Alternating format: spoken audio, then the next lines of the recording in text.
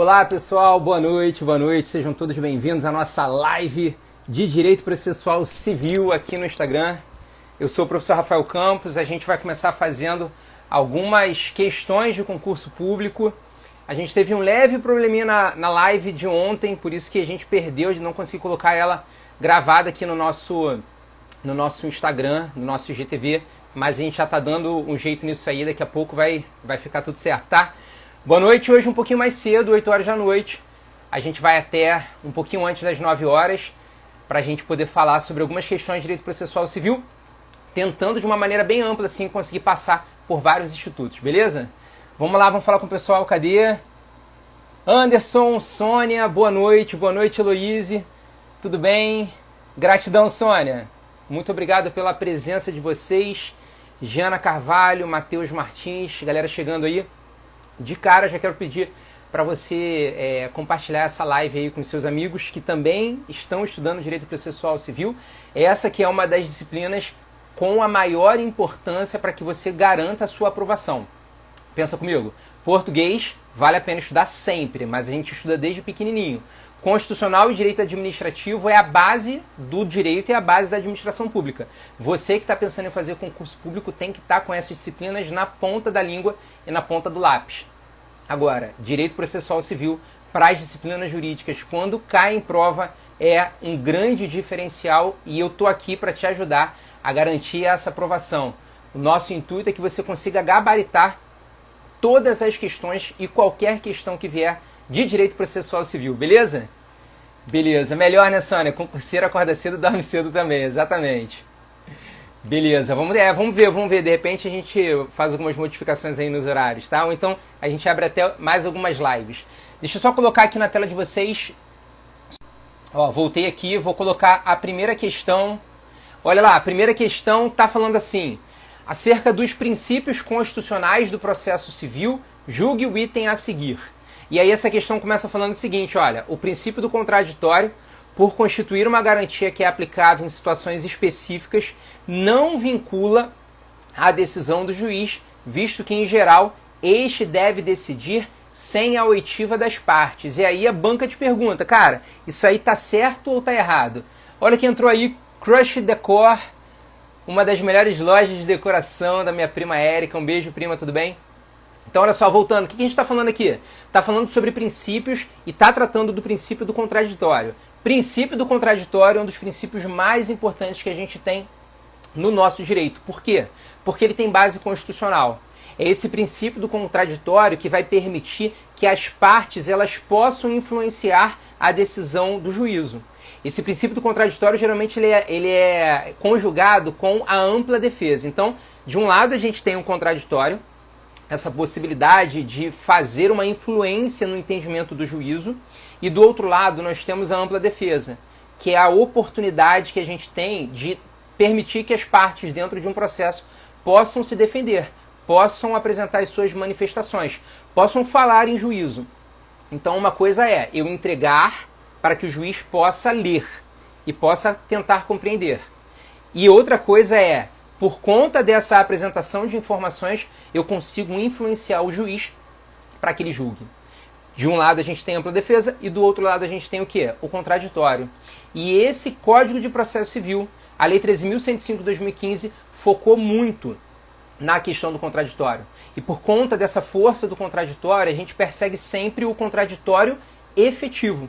A gente busca uma possibilidade de que as partes possam se manifestar no processo de forma que em todo momento elas possam influenciar no julgamento do julgador. E o contraditório ele vincula sim a decisão do juiz, porque em regra, anote, em regra, o juiz só pode proferir decisão se ele tiver escutado as partes, se ele tiver permitido que as partes possam falar dentro do processo. A regra é que nós sempre tenhamos um contraditório prévio antes da decisão judicial. Mas como toda regra, a gente sempre tem o quê? Grandes exceções. E a grande exceção que a gente tem aqui, que a gente pode colocar exatamente nesse ponto, sabe o que é? A possibilidade que nós temos de tutela provisória. Lembra de tutela provisória? Já leu tutela provisória? eu te indico que você faça a leitura dos artigos 294 a 311 do Código de Processo Civil. São poucos artigos, mas são artigos de uma profundidade imensa. São poucos artigos, mas que farão a diferença na hora da sua prova. A tutela provisória, o que ela é? Vamos só pensar um pouquinho lá atrás.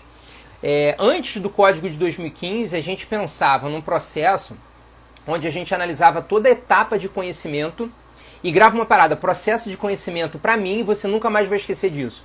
Processo de conhecimento nada mais é do que a fofoca. É tiro, porrada e bomba lá na audiência de instrução e julgamento. É aquele momento processual, aquela etapa processual, melhor dizendo, onde as partes estão sempre discutindo. Então o autor vai lá e fala uma parada para o juiz ouve, depois vem o réu, fala uma outra coisa, e fica aquele tititi, aquela conversinha, aquela discussão o tempo inteiro. É fogo no parquinho, literalmente. Isso é o processo de conhecimento. Até que o juiz, nesse processo de conhecimento, ele consegue entender o direito e profere a sentença. Tendo sido proferida a sentença, a gente tem esse título executivo judicial. E com força nesse título executivo judicial, essa sentença, eu faço o cumprimento da sentença. Eu, que ganhei, vou até a parte sucumbente, que é aquele que perdeu, e faço com que ele cumpra aquela sentença. E esse é o nosso processo de conhecimento. Só que a gente tem outro processo, que é o processo de execução. Como é que funciona o processo de execução? Eu tenho no processo de execução um título executivo extrajudicial. Ele não foi formado dentro do Poder Judiciário, ali no processo de conhecimento. Ele foi formado fora do Poder Judiciário, fora desse processo de conhecimento. Portanto, aqui eu tenho um título onde eu já conheço quem deve, o que deve, desde quando que ele deve. Então eu tenho essa certeza, eu tenho essa execuibilidade e eu posso, portanto, ingressar com esse processo de execução. Eu viro para o seu juiz e falo assim, ó, senhor juiz, eu não preciso te contar uma história de que o Rafael foi até a minha loja e me deu um calote, porque entregou um cheque e aquele cheque estava sem fundos. Não, eu não preciso contar essa história, eu simplesmente falo, senhor juiz, eu sei que desse cheque o devedor é o Rafael. Eu sei que ele me deve desde a data tal. E eu sei qual é o valor que ele me deve. Portanto, olha, eu tenho todos esses requisitos para ingressar com a execução. É um processo muito mais célere, é um processo muito mais rápido e é um processo que foca em garantir os direitos do credor. Foi? Esse é o processo de execução. Antigamente a gente tinha também o processo cautelar. Esse processo cautelar, ele some como uma figura praticamente autônoma e ela entra como um instituto chamado de tutela provisória. A tutela provisória, portanto, é um momento onde um juiz, analisando o requerimento de uma das partes, em uma cognição, ou seja, em um conhecimento, em um entendimento, em uma análise superficial, isso a gente chama de cognição sumária, conhecimento superficial daquelas alegações, o juiz já pode, de cara, sem ouvir a parte contrária, proferir uma decisão. Olha que maneiro. O juiz, num juízo de cognição sumária, pode, na tutela provisória, proferir uma sentença ou uma decisão inaudita altera parte. Vamos de novo? É assim que vai cair na tua prova, tá? Na tutela provisória, em sede de tutela provisória, o juiz, numa cognição sumária, pode proferir decisão inaudita altera parte, sem escutar a parte contrária. É isso que a gente vê nas possibilidades de tutela da urgência e tutela da evidência. Depois a gente entra mais uma vez nessa seara, a gente chegou a comentar aqui, acho que até em resolução de questão, eu acho que eu vou eleger esse tema como um tema para a gente falar numa segunda-feira, até porque toda segunda-feira a gente tem aqui uma live de tema de direito processual civil para você, então talvez eu vá eleger, vai depender aí se vocês querem ou não, para que eu eleja esse tema, tutela provisória, para a gente poder tratar ele um pouquinho mais a miúde. Porque tutela provisória é lindo, mas é bem difícil. Então eu tenho a tutela provisória de urgência, que vai se dividir em tutela provisória de urgência antecipada, que é chamada de satisfativa, porque eu satisfaço o direito da parte que está requerendo. Ou então cautelar, quando simplesmente estou garantindo o direito daquela parte no futuro, dentro do processo. mas ela também pode ser da evidência. Quando ela é tão cristalina e se eu preencho os requisitos lá do artigo 311 do CPC, o juiz pode diretamente também me conceder. Beleza? Então isso aí é a tutela provisória. A tutela provisória, portanto, é uma das possibilidades que nós temos no nosso Código de Processo Civil, que é uma exceção ao princípio do contraditório. Foi? Foi. Vamos lá, vamos ver. Tá baixo o áudio? Pera aí. Deixa eu colocar aqui o fone. Deixa eu colocar o fone aqui então. Vamos ver quem mais entrou. Zuza Quintela, meu amigo. Natália, tudo bem, Natália? Joaquim, um abraço, meu irmão. Leila, Maiara Polomino, minha aluna do Meyer. Cláudia, Sônia, beleza. Aqui é. Ó, vou deixar o fone só aqui assim, tá? Que aí eu fico um pouquinho mais livre. Tatiana Brito, seja muito bem-vinda. Então vamos lá? Beleza. Vamos dar uma olhada na questão de novo? Olha lá o que a questão está falando para a gente. Ela está falando assim: o princípio do contraditório, por constituir uma garantia aplicável em situações específicas, não vincula a decisão do juiz, visto que, em geral, este deve decidir sem a oitiva das partes. Depois você pega isso aí, ó, vou até tirar aqui o nosso... desativar os comentários, ó. Dá uma olhada aí, tira um print dessa tela e depois circula nesse print o seguinte, que oitiva nada mais é do que ouvir. Então, olha só, vamos lá, vamos bater passo a passo dessa questão. O princípio do contraditório por constituir uma garantia aplicável em situações específicas. Não. O contraditório é uma garantia constitucional aplicável como regra dentro do processo. Seja um processo judicial, seja um processo administrativo. E o STF tem entendimento, inclusive, de que mesmo nos procedimentos completamente privados, quando nós tivermos a possibilidade de ofender o direito de uma parte, o contraditório também deve ser garantido nessas relações, nesses procedimentos. Então, o contraditório é uma garantia constitucional aplicável em regra a todo processo ou procedimento. Foi? Beleza. E depois ele diz que o contraditório não vincula a decisão do juiz. Cara, o juiz está completamente adstrito, preso, grudado e vinculado ao contraditório. Porque é vedado a ele julgar sem antes ouvir as partes. O juiz ele não tem esse poder tão grande que seria ele simplesmente decidir sem ouvir. Ele tem que sempre ouvir as partes. A regra é essa.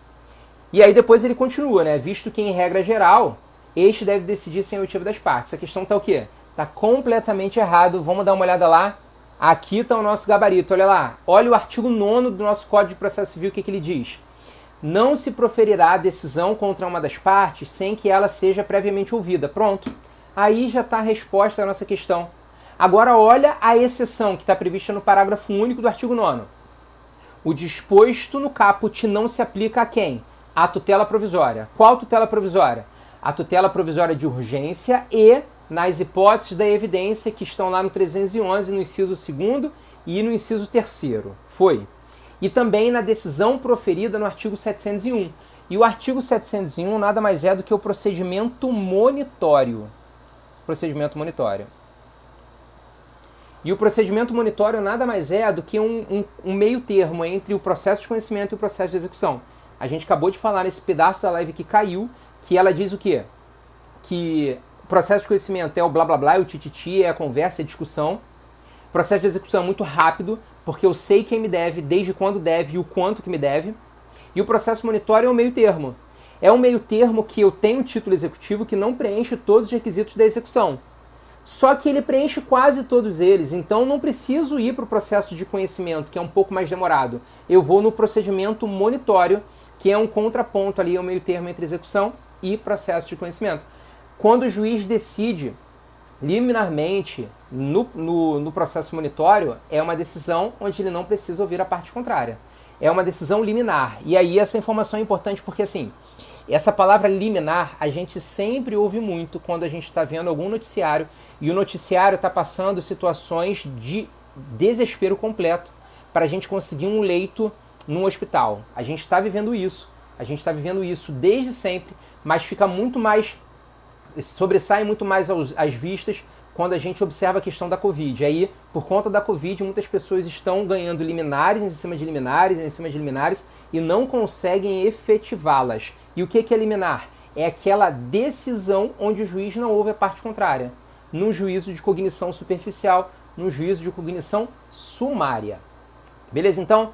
E o artigo 10º, eu vou colocar aí na tela também para vocês. Artigo 10º, olha lá.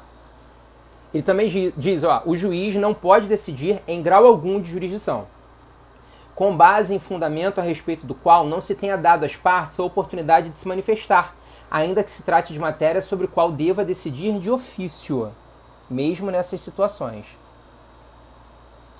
Vou dar um outro exemplo aqui muito maneiro, que é a questão da improcedência liminar do pedido, que está previsto no artigo 332 do CPC. Isso daí eu acho muito legal. Por quê? Porque o juiz ele vai julgar esse processo sem nem ouvir a parte contrária.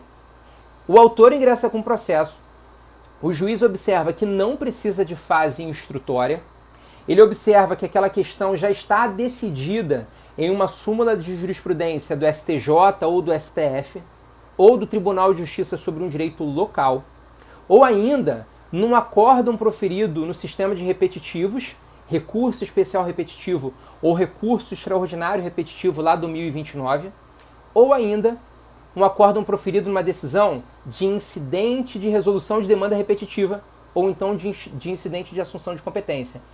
Todos esses institutos são os institutos que mostram a força da jurisprudência. Quando o juiz se depara com o pedido do autor que está contrário diretamente ao que está definido na força dessa jurisprudência, o juiz pode, sem ouvir a parte contrária, proferir um julgamento de improcedência liminar. Não ouço o réu, julgo diretamente improcedente aquele pedido. Beleza? Depois, transitou em julgado, eu só faço o quê? Intimo o réu para que ele tenha ciência. Mas se dessa sentença o autor recorrer com apelação, vai ter que ser aberto um prazo de contrarrazões e, portanto, a gente faz a citação do réu para apresentar contrarrazões dentro do processo. Tudo isso descrito onde? No 332. Pega o seu CPC, portanto, e faz o seguinte. No artigo 9º, indica lá tutela provisória, da urgência e da evidência. 701, ação monitória. E no artigo 10º, indica também como exemplo o artigo 332 do Código de Processo Civil. Mas muitas são as partes onde o juiz vai poder fazer, né? Perdão, vai ter que, em regra, proferir uma decisão sempre ouvindo, né? E, portanto, como exceção, julgar sem ouvir a parte contrária numa decisão liminar. Foi bastante coisa, né? Deixa eu ver aqui, então, ativar comentários. Vamos ver aqui. Então, todo mundo entrou de novo, né, cara? Graças a Deus, ó. Tá todo mundo voltando aí. Boa noite. Quem ainda não tinha falado? Verônica. Tudo bem, Verônica? E Maria, como é que tá? As meninas?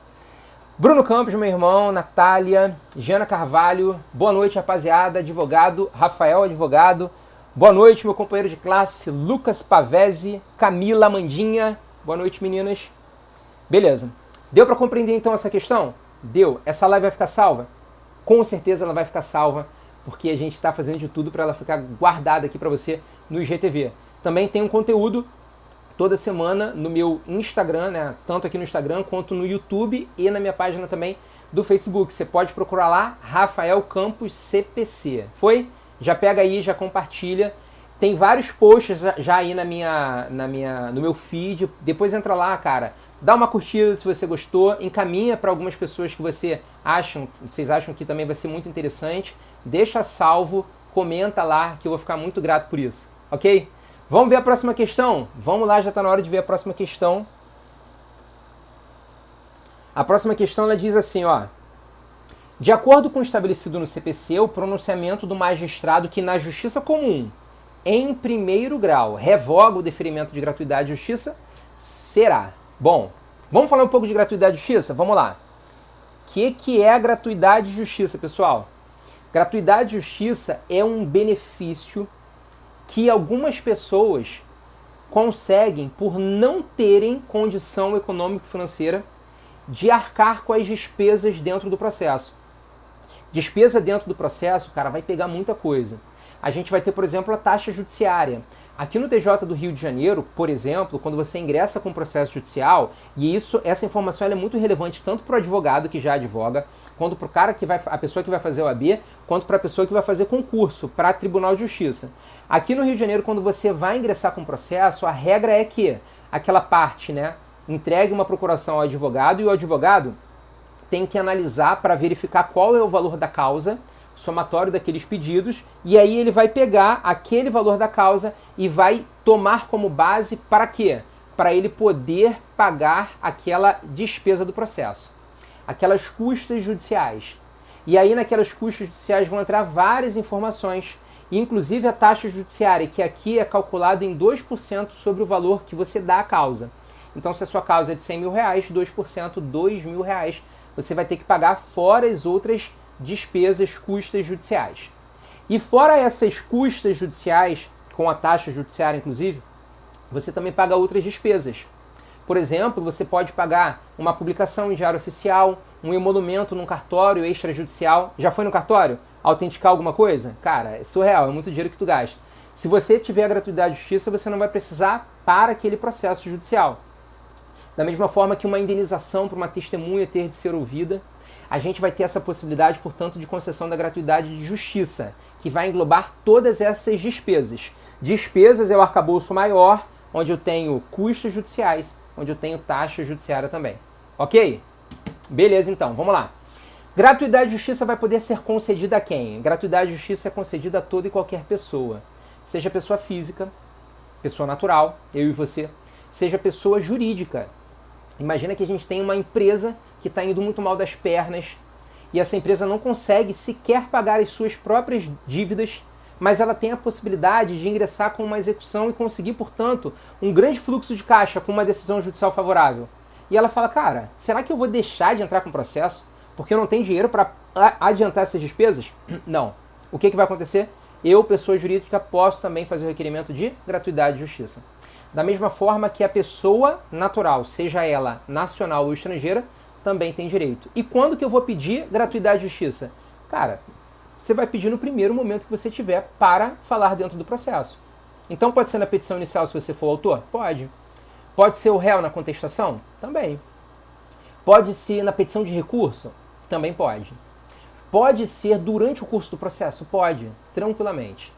E quando o juiz concede essa gratuidade ela pode ser sobre tudo. Tudo que você tiver de antecipar, você não antecipa, porque você tem a gratuidade. Ao final do processo, você não vai ser cobrado por essas despesas processuais. Ao final do processo, mesmo que você seja parte sucumbente, você não vai ser cobrado dessas despesas processuais. Todas essas informações aí, esses cálculos, esses valores, não podem ser cobrados à parte sucumbente. Quem é a parte sucumbente? É a parte que perde no processo. Mas tem uma informação muito maneira aqui, que todo advogado gosta de falar, que são os honorários sucumbenciais. E o que é o honorário sucumbencial? É aquele dinheirinho que o advogado recebe da parte contrária. Se eu tenho gratuidade de justiça, mesmo que eu perca o processo, eu não vou ter que pagar as despesas processuais.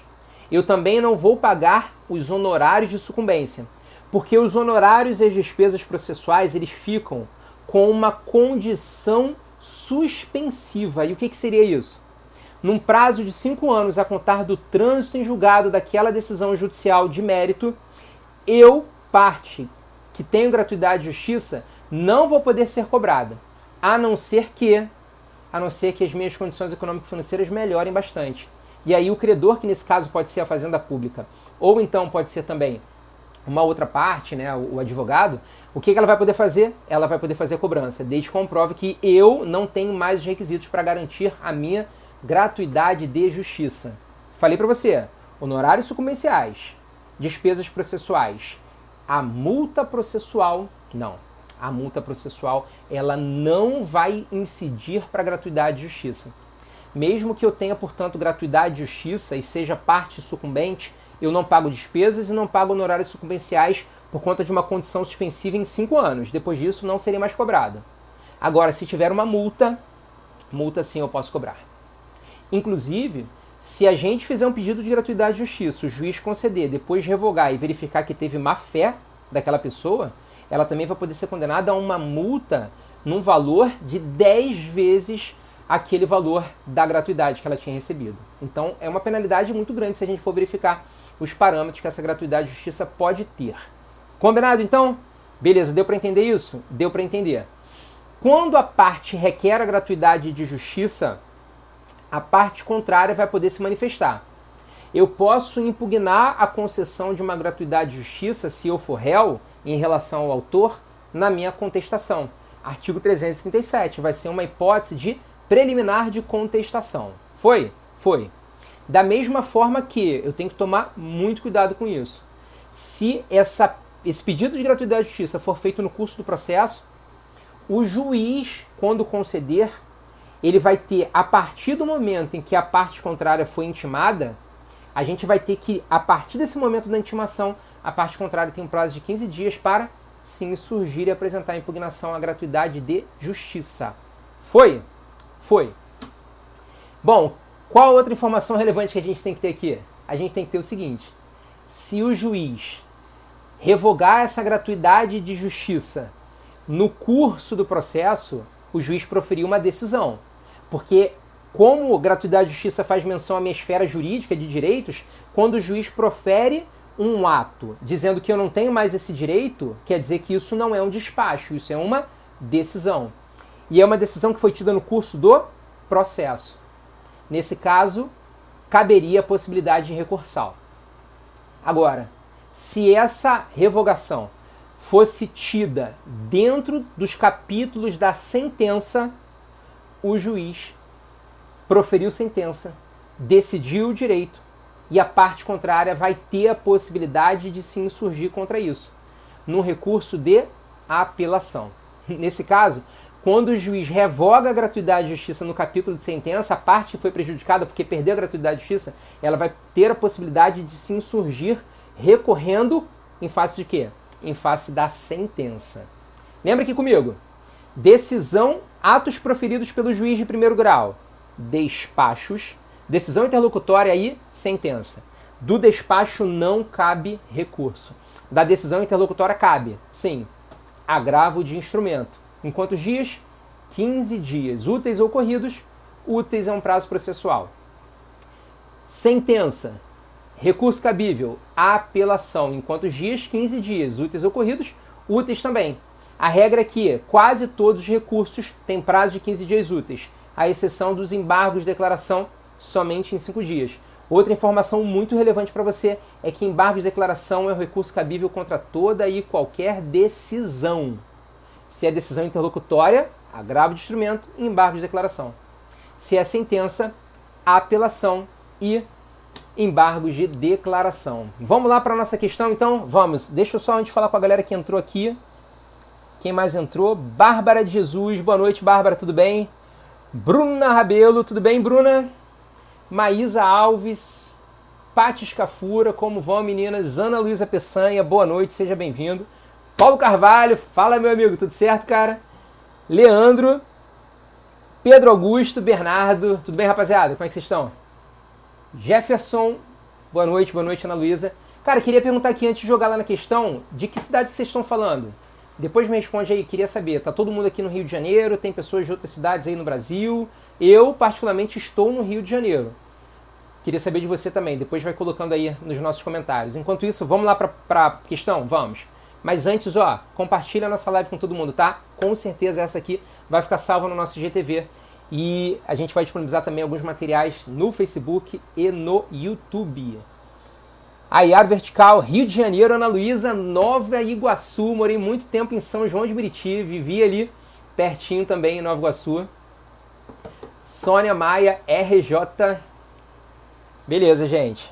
Valeu por essa interação, tá? Não me deixa tão só aqui nesse momento que eu estou aqui no estúdio fazendo essa gravação para vocês. Vamos lá. Vamos pegar a questão? Simbora. Vou só tirar aqui um pouquinho os nossos comentários. A Jana Carvalho também do Rio de Janeiro. Baixada presente, sem Ana Luísa. Da Baixada pro mundo, né? É isso aí. Vou tirar aqui. Fala aí, Guilherme. Tudo certo, meu amigo? Tá sumido, hein? Deixa eu só tirar aqui os comentários rapidinho. Vamos lá ver a questão, ó. De acordo com o estabelecido no CPC, o pronunciamento do magistrado, que na Justiça Comum é em primeiro grau, revoga deferimento de gratuidade de justiça será, primeiro, irrecorrível. A gente acabou de ver que a decisão, né, ou melhor, o pronunciamento do juiz que é irrecorrível é o despacho. Se o juiz profere uma decisão, essa decisão é sempre recorrível, seja decisão interlocutória, seja sentença. Então tá errado. Na letra B ele diz: recorrível por agravo de instrumento. Essa decisão é recorrível por agravo de instrumento? Sim, nas hipóteses em que for uma decisão interlocutória. Não é em qualquer hipótese. Na letra C ele diz recorrível por apelação. Essa revogação da gratuidade de justiça pode ser recorrível por apelação? Pode, desde que esse ato esteja presente dentro dos capítulos da apelação. Na letra D ele diz recorrível, em regra, pelo agravo de instrumento. Beleza, perfeito. Em regra, é agravo de instrumento. Ressalvada a interposição de apelação. Ó, legal. Quando? Quando a questão for resolvida na sentença. Pô, perfeito. Exatamente isso que a gente está tratando aqui o tempo inteiro. E na letra E ele diz, é recorrível para o agravo interno somente se a decisão for prolatada em audiência. Bom, essa última questão aí, essa última assertiva, ela fez uma bagunça muito doida. Porque, olha lá, recorrível para o agravo interno. Eu vou voltar para vocês, vou abrir os comentários aqui para a gente falar do agravo interno. Deixa eu só mostrar antes aqui. Vamos colocar aqui, olha, que o nosso gabarito está onde? Gabarito está na letra D. O 203 fala dos nossos pronunciamentos. E olha o artigo 1015. Cabe agravo de instrumento contra as decisões interlocutórias que versam sobre rejeição do pedido de gratuidade de justiça ou acolhimento de sua revogação. E a gente vai ver a possibilidade dele também proferir o quê? Sentença nesses casos. O que eu ia falar com vocês? Eu ia falar sobre o agravo interno. Olha aqui. Parar de compartilhar. Bom, o que é o agravo interno? Agravo interno é uma das possibilidades e espécies recursais. Professor, quais são os recursos no CPC, no Código de Processo Civil? A gente tem vários. Nós temos os embargos de declaração, a apelação, a decisão interlocutória, o agravo interno, o recurso ordinário, o recurso especial, o recurso extraordinário, o agravo em recurso especial ou recurso extraordinário e os embargos de divergência. Podem cair todos eles na minha prova? Pode, todos eles podem cair na sua prova. Mas quais são os que mais caem? Embargos de declaração no artigo 1022, apelação no artigo 1009 e seguinte, e agravo de instrumento no artigo 1015 e seguintes. Artigo 1021 do nosso Código de Processo Civil fala sobre quem? Fala sobre o agravo interno. E o que é o agravo interno? Agravo interno é o recurso cabível contra uma decisão monocrática do relator. Agravo interno é o recurso cabível contra a decisão monocrática do relator. Foi? Beleza. Como é que vai funcionar essa situação? Quando a gente ingressa com um recurso, a gente sabe que a regra do juízo de admissibilidade é que esse juízo de admissibilidade é feito pelo juízo ad quem, ou seja, pelo juízo do próximo grau. O juízo ACO, que é o juízo que profere a decisão que está sendo recorrida, ele não faz juízo de admissibilidade. A gente tem essa dupla análise de admissibilidade no recurso especial e extraordinário, que são recursos completamente extraordinários. Agora, quando a gente ingressa com uma apelação, esse processo segue lá e o juiz vai fazer uma análise. Lá onde, gente? Lá no tribunal. O tribunal vai fazer um juízo de admissibilidade acerca daquele recurso de apelação. O juiz de primeiro grau recebe e encaminha com as contrarrazões, se tiverem, recurso adesivo, se houver também, ao tribunal. E lá o relator de uma das câmaras, de uma das turmas, fará esse juízo de admissibilidade. Feito esse juízo de admissibilidade, o relator ele pode tomar algumas decisões. Se ele decidir monocraticamente, ou seja, sozinho, sem ouvir os outros órgãos jurisdicionais que formam aquela turma ou aquela câmara, a gente terá uma decisão monocrática do relator. Quando a parte ingressa com um agravo interno em face dessa decisão, o que ela quer, na verdade, é provocar o relator que decidiu monocraticamente, que decidiu sozinho, para que ele leve esse recurso e essas questões para serem julgadas pelo órgão colegiado. Nesse caso, lá pela Câmara ou pela turma. Foi? Então esse é o nosso agravo interno. Lá na questão ele fez uma bagunça completa. Inclusive falou que agravo interno é contra uma decisão proferida em audiência. Não, nada a ver. Nada a ver. Combinado? Misturou alhos com bugalhos. Agravo interno contra a decisão monocrática do relator. Voltem os comentários. Beleza. Pâmela Guimarães, Josi Turella, advogado. Josi Turella é advogado também, né? Beleza. Colega de classe também, seja bem-vindo. Rapaziada, direito processual civil vale para todo mundo. Todo mundo. Vale para a pessoa que já é advogado? Vale. Vale para quem já é magistrado? Para quem é defensor? Para quem é membro do Ministério Público? Para quem é oficial de justiça? Sim. O estudo ele é contínuo, então você tem que sempre saber um pouquinho mais, sempre melhorar, porque você encontra saídas diferentes na sua vida prática se você estuda, né? Se você tem acesso a essa informação. Vale também para quem quer se tornar advogado, com a nossa OAB, querido OAB? Vale também. Porque processo civil é uma das disciplinas mais importantes. Cerca de 9% das questões da primeira fase, processo civil. E processo civil, ele vale para quase todas as disciplinas de segunda fase. Você vai ter que entender um pouco de processo civil para apresentar uma peça em direito constitucional, em direito administrativo, em direito empresarial, em direito tributário, em direito civil, salvo lá direito trabalhista e direito penal, que tem as normas processuais próprias, mas para os outros, obrigatoriamente, você tem que saber processo. Vale também para você que é formado no ensino superior e precisa fazer um concurso para a área jurídica. Vai precisar de direito processual civil? Vai. Você vai ter que entender todos esses institutos. Vale também para você que tem ensino médio? Sim. Porque muitos concursos de ensino médio, e aí a gente fala de concurso do Tribunal de Justiça do Estado do Rio de Janeiro, Tribunal de Justiça de São Paulo, Santa Catarina, que vão ser realizados em breve, Rio Grande do Sul, tudo com edital aberto, que vai precisar de direito processual civil. E direito processual civil vai fazer a grande diferença para a tua aprovação. Ah, professor, mas pô, eu tô aqui, Rafael, acabei aqui de parar na tua live, nem sei do que tá tratando, eu preciso saber de processo civil. Você precisa saber de processo civil, porque no dia que você precisar ingressar com processo, em juizados você sabe todo aquele procedimento que vai ser realizado. E se você precisar de um advogado, você sabe tudo que o advogado pode ou não fazer, quando ele deve agir, e dessa forma você pode ficar um pouco mais ali em cima do advogado. Eu posso dizer, portanto, que o direito processual civil vale para quem? Vale para todo mundo.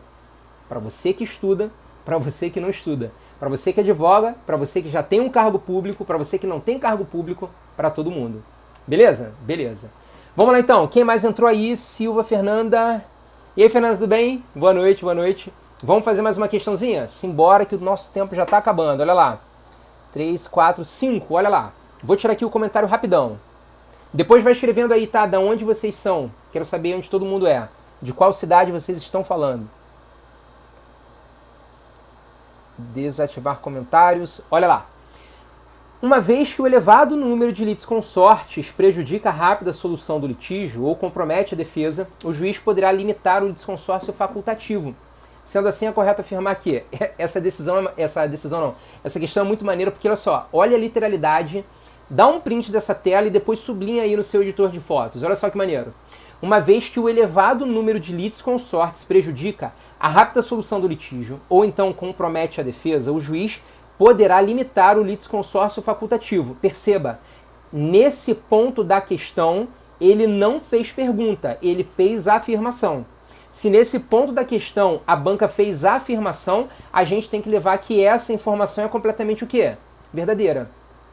Essa é a hipótese que a gente está partindo, que isso que ele alegou é o quê? É completamente verdadeiro. Foi? Então ele está falando que essa limitação pode ocorrer em que caso? De um litisconsórcio facultativo. Vem para cá rapidão. O que é o litisconsórcio? A gente falou numa live aí já, numa segunda-feira, sobre litisconsórcio. Se você estava presente, você vai lembrar. Inclusive, hoje teve uma caixinha de perguntas sobre litisconsórcio. Amanhã eu vou distribuir para vocês aí como é que foi o resultado, tá? E aquela pergunta foi bem capciosa. Bom, litisconsórcio vai pela etimologia da palavra. Litis, litígio. Consórcio, em conjunto. Um grande conjunto de pessoas litigando dentro daquele processo, no mesmo polo da ação. Fiz uma confusão agora aqui, né? Ficou bem truncado, vou falar de novo. Ó. O que é o litisconsórcio? Litis, litígio, consórcio em conjunto. É uma pluralidade de sujeitos no mesmo polo da demanda. Mais de um autor ou mais de um réu que estão juntos no processo litigando em conjunto. E a gente verificou que existem várias classificações de litisconsórcio. Pode ser ativo, montão de autor, passivo, montão de réu. Ou então, ativo e passivo juntos, que é o chamado misto, quando tenho mais de um autor e mais de um réu ao mesmo tempo. Também pode ser um litisconsórcio formado no início do processo, que é o litisconsórcio inicial ou originário, e o litisconsórcio superveniente, posterior, um litisconsórcio que foi formado após o início do processo. Temos também um litisconsórcio que, quanto à obrigatoriedade de formação, ele é chamado de necessário, porque a lei assim determina, ou eu tenho uma relação jurídica que é inscindível, que eu não tenho como retirar aquelas partes, elas estão sempre juntas. Ou então, um litisconsórcio onde cabe a ideia da parte, né? A vontade da parte, a conveniência da parte de formar ou não aquele litisconsórcio. Portanto, eu tenho um litisconsórcio de um lado necessário e de outro facultativo. E quanto à uniformidade da decisão judicial em relação a essas pessoas que litigam em conjunto, esse litisconsórcio ele pode ser simples. Quando num único processo eu posso julgar de uma forma para A e de uma outra forma para B. Eu, juiz, posso decidir tudo igualzinho, mas se houver somente a possibilidade de julgar de maneira diversa, eu tenho aqui um litisconsórcio simples. Agora, quando a decisão só puder ser a mesma para ambos ou todos os litisconsórcios, eu tenho o quê? Eu tenho um litisconsórcio unitário. Essa é a classificação. Na aula passada, né, que foi inclusive ontem, a gente tratou do litisconsórcio facultativo multitudinário, de multidão. O litisconsórcio facultativo multitudinário é aquele onde a gente tem um grande número de pessoas que litigam no mesmo polo daquela demanda. Se o juiz verificar que aquilo vai prejudicar o direito de defesa ou a rápida duração do processo, ele pode fazer desmembramentos. O que ele faz então com essa situação? Ele interrompe o prazo que estiver correndo. Meu Deus, o juiz interrompe o prazo que já estiver correndo. Beleza? Beleza. Vamos lá para a nossa questão. Olha lá então. Sendo assim, é correto afirmar que, letra A, apesar de haver uma previsão legal, essa limitação vale apenas para o litisconsórcio necessário. Cara, olha isso. A questão acabou de falar que isso, litisconsórcio multitudinário, só vale para quem? Para o facultativo. E aí, depois ele diz na letra A, apesar de haver a previsão legal, essa limitação vale apenas para o litisconsórcio necessário. Essa questão não dava nem para marcar a letra A, né? Por quê? Porque não tem uma decorrência lógica do que foi afirmado na questão e do que está na assertiva na letra A. Beleza? Limitação do litisconsórcio multitudinário só vale para o litisconsórcio facultativo. Gravei já isso, não esqueço mais. Na letra B ele diz, ocorre a extinção do processo com resolução do mérito. Não ocorre a extinção do processo, nem com e nem sem resolução do mérito. O que vai ocorrer? Vai ocorrer o desmembramento em blocos menores de sujeitos do processo, para que eles possam litigar em outros processos. Combinado? Então faço essa limitação desmembrando o processo. Então está errado porque ele está dizendo que vai extinguir o processo com resolução de mérito e não vai. E na letra C ele diz, essa limitação é chamada de litisconsórcio multitudinário, ok. E está previsto no artigo 113, parágrafo 1º do CPC. Está previsto lá? Tá. O gabarito está aí na letra C. Vamos abrir lá o 113? Olha aqui o que ele diz. Duas ou mais pessoas podem litigar no mesmo processo em conjunto, ativo ou passivamente, quando? Hipótese lá de quando vai haver a possibilidade de litisconsórcio. E no parágrafo 1º ele diz, o juiz poderá limitar o litisconsórcio facultativo quanto ao número de litigantes, seja na fase de conhecimento, seja na liquidação de sentença ou na execução. Quando? Quando este comprometer a rápida solução do litígio ou dificultar a defesa ou o cumprimento da sentença. Vamos ver também o parágrafo 2º? Olha o que ele diz. O requerimento de limitação interrompe o prazo para manifestação ou resposta, que recomeçará da intimação da decisão que o solucionar. Gabarito, portanto, na letra C. Vamos ver por que a letra D e a letra E estão erradas. Olha lá.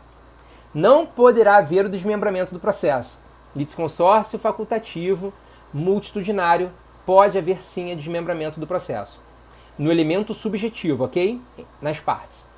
Na letra L diz, o requerimento de limitação não interrompe o prazo para manifestação-resposta, interrompe sim.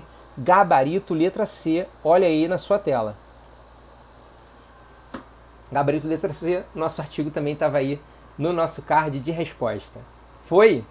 Foi então, deixa eu voltar para cá, parar de compartilhar e vou ativar os comentários. Beleza? Mais pessoas entraram aí, Felipe, meu amigo de trabalho, Fernanda, minha amiga e também foi minha colega de trabalho na Agência Nacional de Saúde Suplementar. Muito bom, time SUS, Tatiana Brito também estava aí. Boa noite, galera. Bom, a gente está encerrando a nossa live, a gente falou sobre vários assuntos extremamente relevantes. A gente conseguiu falar sobre gratuidade e justiça, sobre tutela provisória, falamos sobre litisconsórcio, para lembrar um pouquinho do que vocês já viram também aqui comigo. Pra frente a gente vai fazer outras lives, lembra, toda segunda-feira, 21 horas, toda terça, em regra, 21 horas. Na próxima terça-feira, dia 13, salvo engano, a nossa live também vai ser 8. A gente vai ver aí qualquer sugestão de modificação também de horários, ou então a gente aumenta um pouquinho mais até o horário das nossas lives.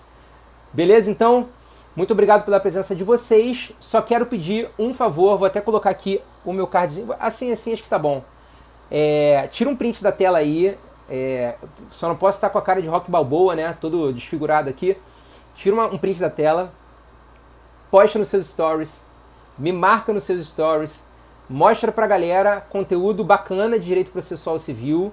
Lembra que concurseiro, quando tem amigos concurseiros, vocês não são concorrentes, vocês se ajudam. Essa ajuda ela é primordial. E eu acho maneiro isso porque depois que você vive essa fase de concurseiro, e quando todo mundo passa, você começa a ter grandes amizades, e são amizades que te oferecem, né? Não são amizades que te pedem. São amizades que vão te oferecer coisas muito bacanas aí no futuro, porque estarão também em ótimos cargos junto com vocês, e vocês vão estar lá do outro lado falando sobre o quê? Falando como é a vida de servidor público, falando como é a vida de advogado milionário no nosso Brasil. Pera aí então, deixa eu só tirar o comentário rapidão. Tira aí um print da nossa tela, posta nos seus stories, me marca, que eu vou fazer com o maior carinho, né, para repostar isso daí também, para garantir essa nossa interação. Rapaziada, toda e qualquer dúvida que vocês tiverem, manda aqui para mim no meu inbox. Toda pergunta, toda sugestão que vocês tiverem também, pode mandar, pode interagir. Tenho outros canais de comunicação com vocês, vou colocar aqui na tela. Cadê? Vou colocar o meu card com as minhas... Aqui. As minhas redes sociais estão aí, pode me procurar lá, tem muito material bacana que eu estou produzindo para vocês, tem muita informação boa também que eu quero trazer, conteúdo de qualidade, conteúdo edificante, conteúdo que vai fazer a diferença para vocês na aprovação e na vida, beleza? Pessoal, muito obrigado então pela presença mais uma vez. Eu sou o professor Rafael Campos e a gente se vê numa próxima. Valeu!